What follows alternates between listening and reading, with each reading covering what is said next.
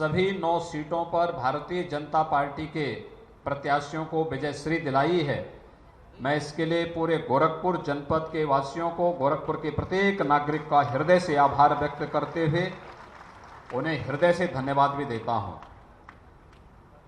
ये वास्तव में विकास के प्रति गोरखपुर की आम जनमानस की भावनाओं का अभिव्यक्ति का एक बहुत सुंदर उदाहरण है कि लोगों ने उन तमाम प्रकार की नकारात्मकताओं को नकारा है जो लोग जाति के नाम पर, क्षेत्र के नाम पर, भाषा के नाम पर, तमाम अन्य संकीर्णताओं के आधार पर समाज को विभाजित करना चाहते थे, उनको दरकिनार करते हुए राष्ट्रवाद और विकास के नाम पर भारतीय जनता पार्टी को प्रचंड बहुमत के साथ सरकार बनाने के लिए अपना समर्थन किया और भारतीय जनता पार्टी पहली बार, दूसरी बार जो है लगातार दूसरी बार प्रदेश के अंदर अपनी सरकार बनाने में सफल हुई है। इसके लिए मैं उत्तर प्रदेश की जनता का भी हृदय से धन्यवाद करता हूं।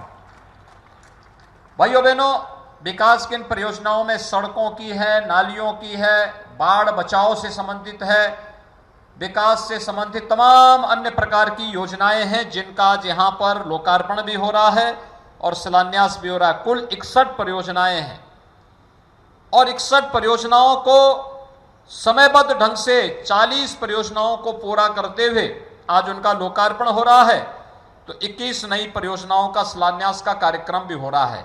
इसमें नगरीय क्षेत्र की भी तमाम मोहल्लों से जुड़ी हुई सड़कें हैं, जल निकासी की व्यवस्था से जुड़े हुए प्रबंधन भी हैं, ग्रामीण क्षेत्र भी सड़कें हैं, बाढ़ बचाव से संबंधित तटबंधों की मरम्मत, बाढ़ बचाव के कार्यों से संबंधित अन्य महत्वपूर्ण कार्य भी इसके साथ समाहित हैं। प्रदेश सरकार की विकास के प्रति इन सभी कार्यक्रमों को आगे बढ़ाने और जनप्रतिनिधियों की रुचि के अनुरूप उन कार्यक्रमों को उन क्षेत्रों में उपलब्ध कराने के सरकार के नीतिगत निर्णय का यह हिस्सा है, जिसे लेकर के आज हम गोरखपुर के सभी माननीय सांसद, माननीय विधायक, महापौर जी और इन सब के साथ मिलकर के हम लोग आज यहाँ पर उपस्थित हुए हैं।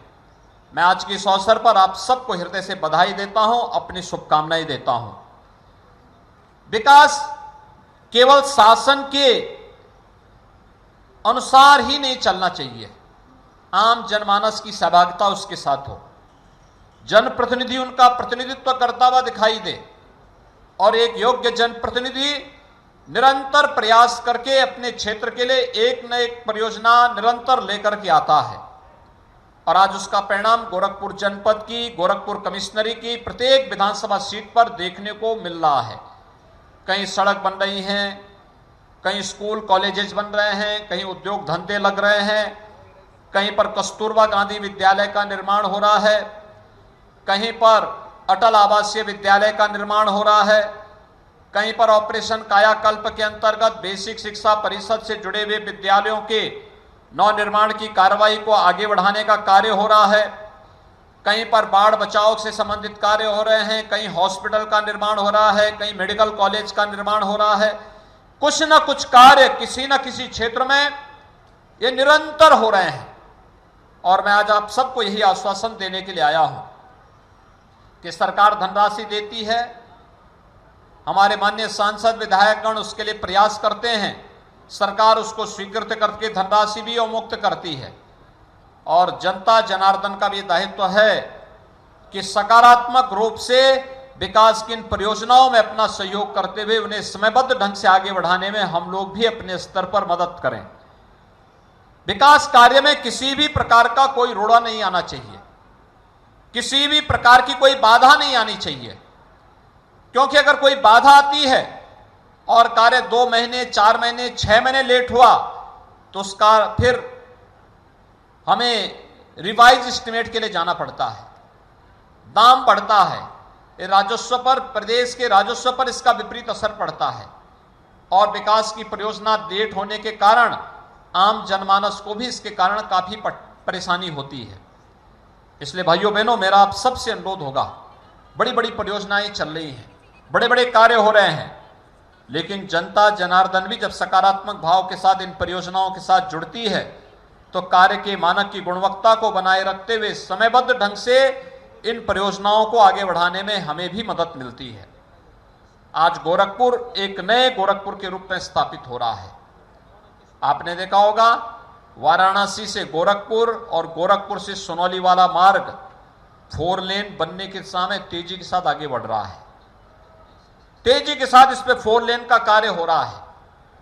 गोरखपुर से लखनऊ के बीच पहले से एक 4 लेन है, आज एक नया 4 लेन पूर्वांचल एक्सप्रेसवे के रूप में गोरखपुर को उपलब्ध हो रहा है।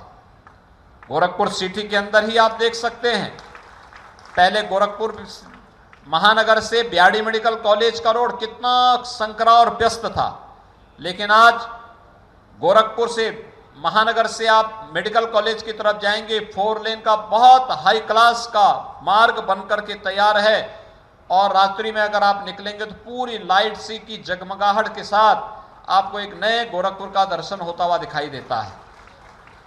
ऐसे ही मोदीपुर से जब आप गोरखनाथ मंदिर होते हुए सोनौली मार्ग पर जंगल कौड़िया की तरफ जाते हैं तो जंगल कौड़िया तक यह मार्ग 4 लेन का बनने के साथ ही लाइट की जगमगाहट से विकास की एक नई कहानी कहता है। गोरखपुर में नेपाल जाने वाले या गोरखपुर के उत्तरी जनपदों की ओर जाने वाले वाहनों के लिए सिटी के अंदर ना आना पड़े, जंगल कौड़िया से कालेसर तक एक नया बाईपास भी बनकर के खड़ा हो चुका है। आवागमन उससे तेजी के साथ चल रहा है। विकास की इन तमाम योजनाओं को लेकर के आज गोरखपुर के अंदर ही आपने देखा होगा मोदीपुर से जेल बाईपास होते हुए बरगदवा तक ये मार्ग 4 लेन का बन रहा है। ऐसे सिटी के अंदर तमाम अन्य कार्य चल रहे हैं।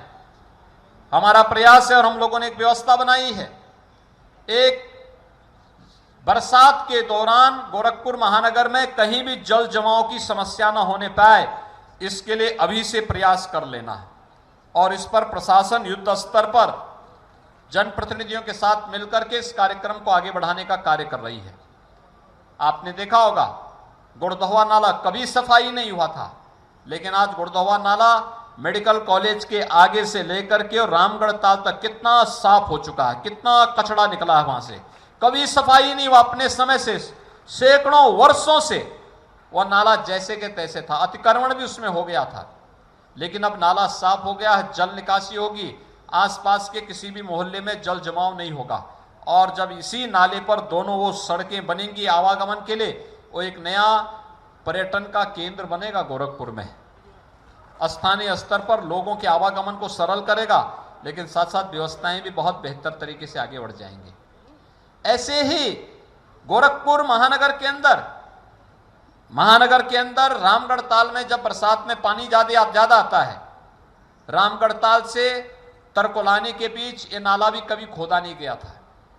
आज वहां पर कार्य चल रहा है, युद्ध स्तर पर कार्य चल रहा है। जितना भी सिटी का पानी होगा रामगढ़ ताल होते हुए पूरा का पूरा पानी तरकोलानी में पहुंचेगा। और तरकोलानी में बहुत हैवी जो पंपिंग स्टेशन बना हुआ है, भारी पंपिंग स्टेशन बना, वहां से पूरा पानी फिर नीचे गोरा नदी और राप्ती नदी में डाल करके खोराबार के पूरे विकास खंड को जल जमाव से मुक्त करने का भी एक बड़ा कार्यक्रम चल रहा है। आप सिटी के अंदर देख रहे होंगे सड़कों का निर्माण हो रहा है, जल जमाव से मुक्ति के लिए साफ सफाई का कार्यक्रम युद्ध स्तर पर चल रहा है, सड़कों का निर्माण का कार्य युद्ध स्तर पर चल रहा है। आप यहां पर इस पार्क का नया निर्माण हुआ, इसके बगल में ही चिड़ियाघर भी है, जू भी है, प्राणी उद्यान भी है। प्राणी उद्यान एक नए मनोरंजन केंद्र के रूप में विकसित हुआ। इसके पूरब में रामगढ़ ताल है, एक मनोरंजन और पर्यटन के एक नए केंद्र के रूप में यहां पर ये गोरखपुर के लिए विकसित होता हुआ एक नया क्षेत्र बना है, जहां पर सायकाल हजारों की संख्या में लोग अपने परिवार के साथ आकर के यहां पर इस प्राकृतिक सौंदर्य का आनंद लेकर के अपने आप को विकास की प्रक्रिया के साथ जोड़ने का कार्य कर रहे हैं। गोरखपुर का एम्स प्रारंभ हो गया है।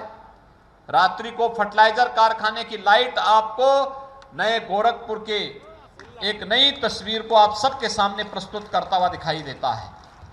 और भाइयों बहनों, यही नहीं, विकास की इस प्रक्रिया के साथ जुड़ने के लिए हम सबको मिलकर के एक अभियान चलाना होगा। मिलकर के किसी भी प्रकार की गोरखपुर जिन कारणों से बदनाम था, आज गोरखपुर उससे मुक्त हो चुका है। आज गोरखपुर की पहचान सबसे तेज विकास की प्रक्रिया के साथ आगे बढ़ते हुए महानगर के रूप में स्थापित हो रही है। और विकास की इस प्रक्रिया के साथ हम सब भी एक साथ जुड़ करके अगर इस कार्यक्रम को आगे बढ़ाने का कार्य करते हैं तो स्वाभाविक रूप से हमारी वर्तमान और भावी पीढ़ी के सामने अपने उज्जवल भविष्य के लिए एक नई तस्वीर उनके सामने प्रस्तुत होती है कि विकास ही एक उज्जवल और मंगलमय भविष्य की गारंटी हो सकती है। और उस विकास के साथ हमें जुड़ना है, गोरखपुर को आगे बढ़ाना है। गोरखपुर विकास की जिस प्रक्रिया के साथ जुड़ा हुआ है, भाइयों बहनों, मैं आज के इस अवसर पर आप सबसे कहना चाहूंगा और सभी जनप्रतिनिधियों से भी कहना चाहूंगा, नियमित रूप से हम लोग जनता की समस्या को सुने। अभी आपने देखा होगा मंत्री समूह आए थे, प्रत्येक जनपद में गए थे, हर कमिश्नरी के लिए 3-3 मंत्री गए थे और उन्होंने उन कमिश्नरियों के अलग अलग जनपदों में कैंप किया। एक एक जनपद में 24-24 घंटे रहे। वहां पर वे कार्यकर्ताओं से भी मिले, जनप्रतिनिधियों से भी मिले, समीक्षा बैठक भी की, भौतिक विकास के कार्यों को भी किया, जनता के चौपाल के कार्यक्रम को भी आगे बढ़ाया। हमें भी जन चौपाल के कार्यक्रम के साथ जुड़ना होगा, जनता की समस्या को सुनना होगा। अगर कोई जनप्रतिनिधि, प्रशासनिक अधिकारी नियमित रूप से 1 घंटा अगर जनता जनार्दन की समस्या के निस्तारण के लिए बैठ जाए तो मुझे लगता है समाज की तमाम विवादों का पटाक्षेप हम लोग इस सुनवाई के माध्यम से कर सकते हैं।